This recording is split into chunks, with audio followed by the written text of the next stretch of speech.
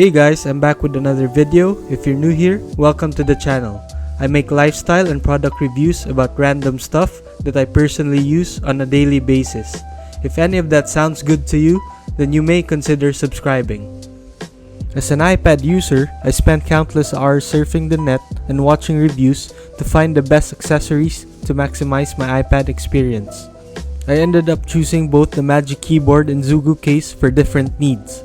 Hopefully, by the end of this video, you'll be able to decide which one to get, or better yet, buy both. First, let's talk about the Magic Keyboard. Apple did it again. I pulled the trigger and bought the controversial Magic Keyboard. Let's cut to the chase. This accessory is expensive, plain and simple. There's no way around it. You can buy a ton of accessories and this one would still be more expensive with all of them combined. The question is it actually worth it? Let's find out. Since my iPad Pro is my daily driver and main computer, then a Magic Keyboard would definitely make sense for my workflow. It provides me the versatility I need, close to a laptop experience without losing its identity as an iPad. Replying to emails, writing or typing scripts, editing photos and videos, media consumption, and so much more. Now, let's break it down to parts. First, functionality. This totally changes the way I interact with my iPad, blurring the gap between a laptop or computer. However, it's not quite there yet, but it's definitely heading in the right direction, especially with the newly released iPad Pro with the M1 chip, similar with your Mac devices. This is basically plug and play. Once you attach the iPad Pro with the Magic Keyboard, it works instantly. This is made possible by the smart connector.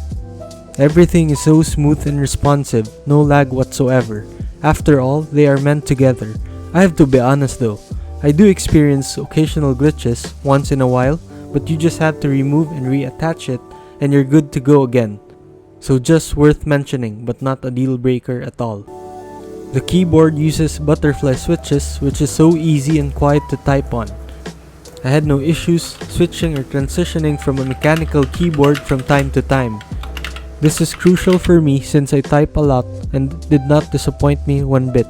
In short, great typing experience. Unfortunately, no function keys. The trackpad works great as well in terms of its function, however, the size is on the small side of things, which requires quite a bit of getting used to, especially coming from the regular trackpad. As you can see, size difference is significant, but once you get the hang of it, it won't be an issue. Second, build quality and materials. For starters, the material is made from polyurethane, which is the same with the Smart Keyboard Folio.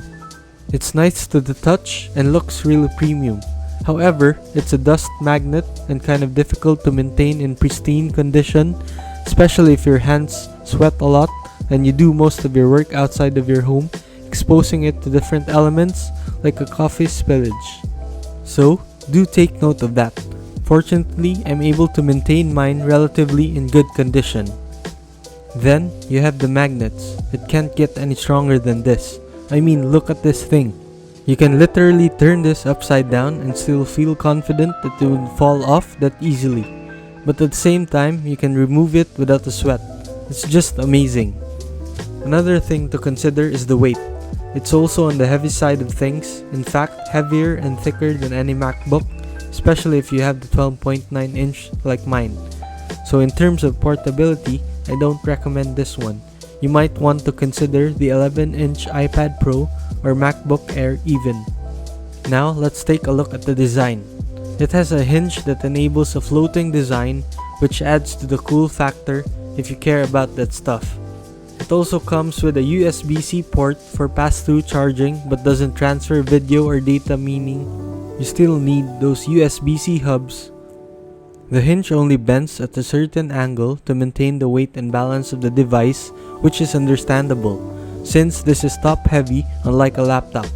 Some wished it provides more flexibility to fit their needs. In my case, I never find the need to have more viewing angle than what it has to offer. But then again, it's always nice to have that extra option. If you intend to use the iPad as an iPad, particularly in portrait mode, like note-taking and creativity, then you just have to remove it from the Magic Keyboard. and I believe that's by design. They already thought of using the iPad with the Magic Keyboard in mind. Next on the list is protection. I don't really consider this as a case since it doesn't provide any protection at all. So, if you're really looking to have some sort of protection with your iPad while using the Magic Keyboard, then you might want to check Pitaka's Mag Easy or the Switch Easy Cover Buddy. Both are compatible with the Magic Keyboard. Unfortunately, I haven't tried them myself, so I can't personally recommend them. But if you do own one, let me know what's your experience been like in the comment section below.